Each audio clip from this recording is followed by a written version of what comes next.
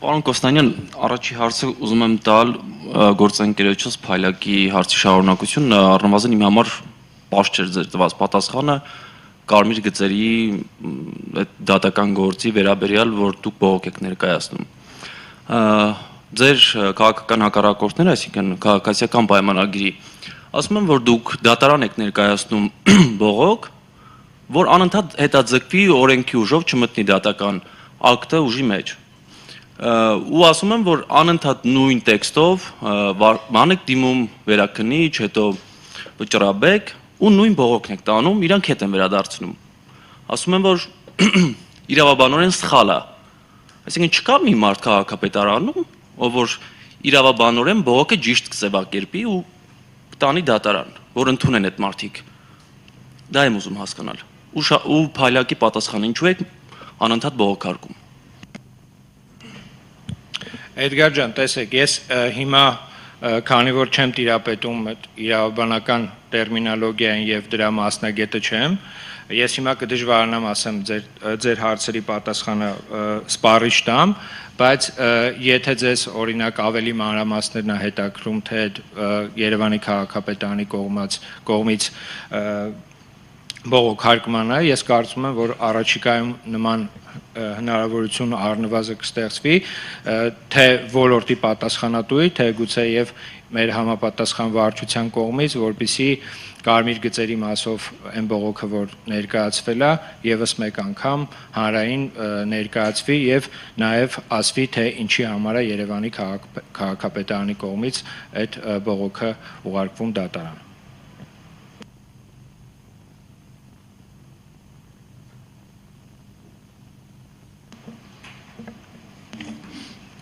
Հանրային ռադիո, Ավետիսյան Աիդա, հարցս պարոն Կոստանյան վերաբերում է հյուսիս-հարավ ճանապարհին, նախկին քաղաքական գործիչներից մեկը լրագրողական հետաքննություն էր իրականացրել հենց Մալաթիա-Սեբաստիա հատվածում մոտ 250 մետր չկառուցված հատվածի վերաբերյալ եւ այնտեղ հանրային շահ, գերակա շահ ճանաչված սեփականատերերից մեկը փաստորեն չի համաձայնում հաշվարկված փոխհատուցման գումարի հետ եւ հենց Պաշտոնյան նախկին ինքը կոչ էր արել քաղաքապետարանին եւ կառավարությանը քայլեր ձեռնարկել հանդիպել սեփականատիրոջ հետ, որպեսզի վերջո այս հարցը լուծում ստանա, քանի որ 2022 թվականից շինաշխատանքները դատարանի որոշմամբ կասեցված են, դադարեցված են ներողություն, հանդիպել եք սեփականատիրոջ հետ, այս գործում ինչ առաջընթաց կա։ Շատ լավ, խոսքը վերաբերվում է վարչապետի նախկին օգնական Այրի Սարգսյանի ռեպորտաժին, այո, ոչ միայն այդ ռեպորտաժը տեսել եմ, այլ նաև որոշակի ծանոթ եմ նշված խնդրին, եթե չեմ սխալվում, մեր ՑԻԿ-ի կողմից է այդ բանակցությունները վարվում տվյալ քաղաքացու հետ, գիտեմ, որ դեռ բանակցությունները որպես այդպեսին տարվում են նշված քաղաքացու հետ, բայց այս պահին ես կդժվարանամ կոնկրետ ասել այն մեխանիզմը, որով թե այդ փոխհատուցման հարցն է լուծվելու եւ վերջապես հյուսիս-հարավի այդ հատվածը արդեն կանցնի բուն շինարարական փուլին, կարծում եմ այդտեղ իրավական նաեւ հարց կա, ինչի մասին նաև բարձրաձայնել էր Նայիրի Սարգսյանը, կարծում եմ առաջիկայում արդեն տեսանելի պատկեր կունենանք եւ ավելի հստակ կարող ենք ժամանակացույց ասել, թե երբ փոխհատուցման հարցը կլուծվի եւ երբ աշխատանքները կմեկնարկեն։ Սեփականատիրոջ հետ բարբերաբար այս ընթացքում հանդիպումներ եղել են, ձգձգվել է նաև այն պատճառով այս ամբողջ process-ը, որ տվյալ քաղաքացու հետ վերջնական որոշում չի ընդունվել, իսկ հաջորդ հանդիպումը, որը որ արդեն տեղի կունենա, ես կարծում եմ արդեն դրա արդյունքում մենք ավելի վերջնական պատկերը կունենանք, թե երբ այդ աշխատանքները կմեկնարկեն։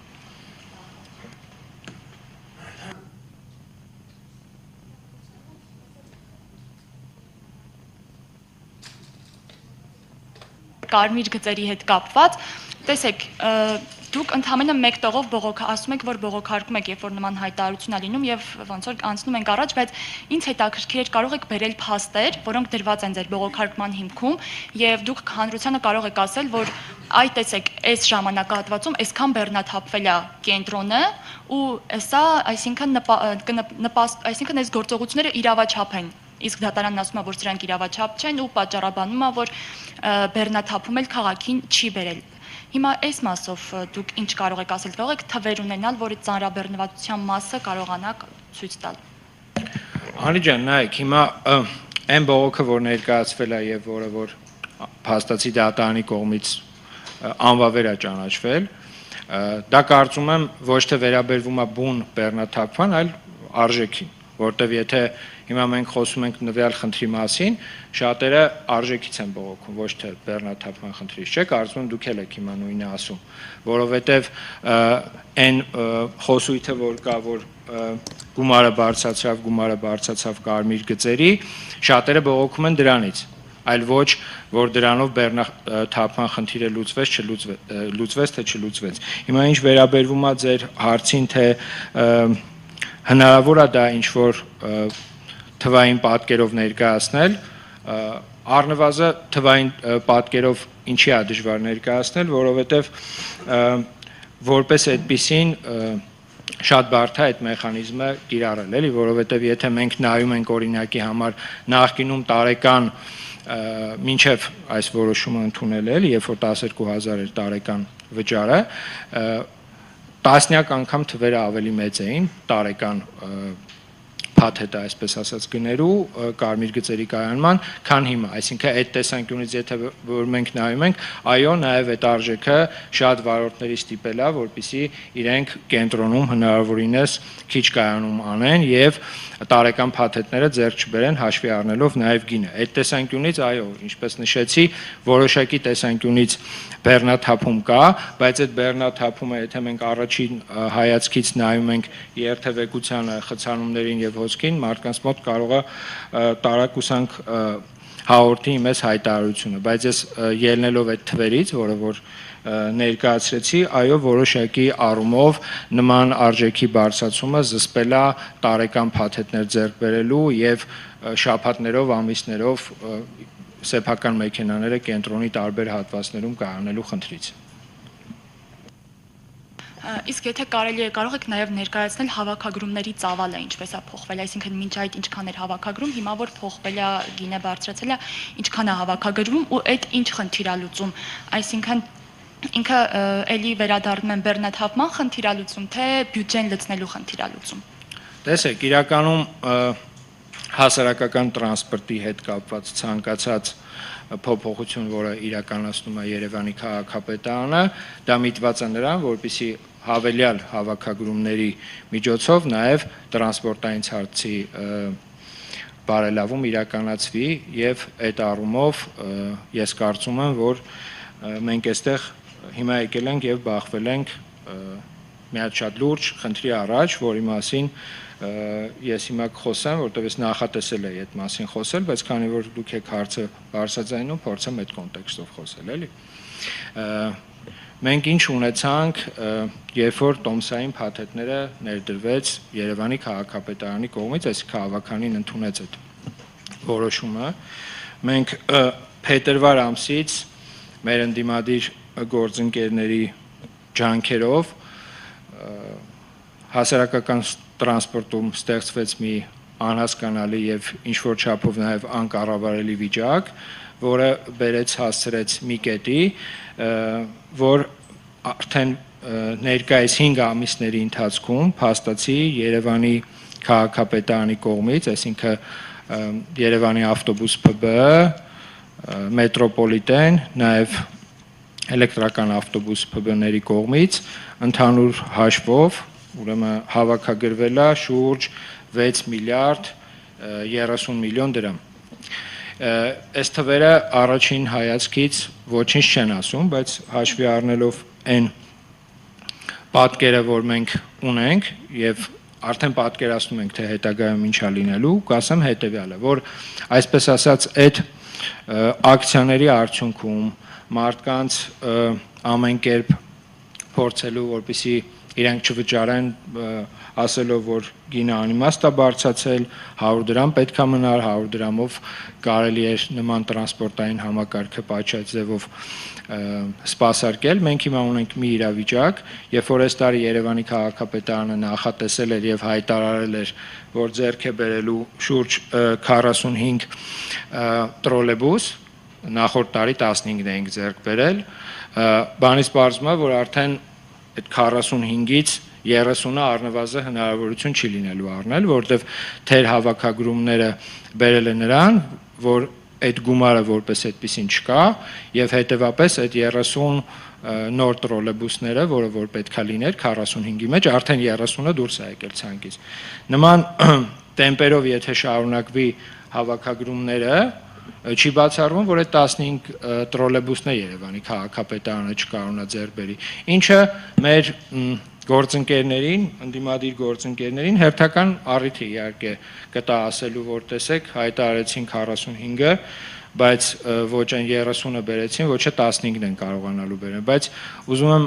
հատուկ շեշտել, որ ցանկացած հայտարարություն, ցանկացած, այսպես ասած, բողոքի բորբոքում նաև հղիա նման հետևանքներով, էլի, այսինքն հիմա մենք ունենք մի պատկեր, երբ որ այն մարդիկ անգամ, ովքեր որ պատշաճ վճարում էին, տեսնելով, որ չկա համապատասխան հսկողություն, կարելի ասել մնացած չվճարողների նման, իսկ այդ չվճարողները հիմնականում, այսպես ասեմ, էլի, դրանց մեջ գուցե եւ կան մարդիկ, ովքեր որ դեմ էին ի սկզբանե առասարակես փոփոխություններին, բայց կան նաեւ մարդիկ, ովքեր որ այդ իրավիճակից օգտվում են եւ կատեգորիկ չեն վճարում, էլի, իսկ այդ չվճարումները բերել է, այսպես ասած, բյուջեի տեսանկյունից որոշակի խնդիրների եւ Երևանի քաղաքապետարանը չի պատրաստվում, էլի, այլ ոլորտից, պայմանական հանրակրթության ոլորտից գումար պայմանական կտրի եւ ներդնի հասարակական տրանսպորտի մեջ, այսինքն այն բոլոր չվճարումները, որ կատարվում են հասարակական տրանսպորտում, դա բերելու են նրան, որ նոր շարժակազմերը էլ ավելի ուշ են Երևանի քաղաքապետարանի կողմից ձեռք բերվելու եւ այն խնդիրները, որ առաջանում են հասարակական տրանսպորտում, գուցե ավելի դժվար Երևանի քաղաքապետարանի կողմից դրանք կարգավորվեն։ Խոսքը վերաբերվում է հիմնականում բնականաբար շարժակազմներին, բայց սրա մասին ավելի լավ է խոսել, իրավիճակը ներկայացնել, քան հետո տարբեր մեղադրանքների արձագանքել։ Հիմա նաև դուք տեղյակ եք, որ Երևանի քաղաքապետարանը նախաձեռնել էր հասարակական տրանսպորտում չվճարողների համար տուգանք սահմանել, դա շարունակում է մնալ մեր օրակարգում, սակայն ամբողջությամբ գտնվում է ազգային ժողովի տիրույթում, քանի որ այդ որոշումը իրենք պետք է իրականացնեն, բայց եւս մեկ անգամ արձագանքելով նաև այդ կարմիր գծերի գումարներին եւ հավաքագրումներին, ուզում եմ ասել, որ այդ հավաքագրումները, որոնք բնականաբար ավելին են, քան նախկինում են եղել, հիմա թվային պատկերը կդժվարանամ ձեզ ասել, եւս որպես այդպեսին պետքա ծառայի հասարակական տրանսպորտին, ոչ միայն նոր շարժակազմերի, նոր առանձնացված գծերի, ճանապարհների, գուցե նաև կառուցման աշխատանքներին, ամեն դեպքում հասարակական տրանսպորտի հետ կապված, ինչպես նաև ձեր նշված կարմիր գծերի մասով, ես ասացի արդեն որտեղ են մեր խնդիրները։ ABC Media Սադամակարյան, պարոն Կոստանյան, Երևանի շին բարեկարգմանն անդրադառնանք, Երևանում ամեն օր նոր շենքեր են կառուցվում ու կառուցապատողները չեն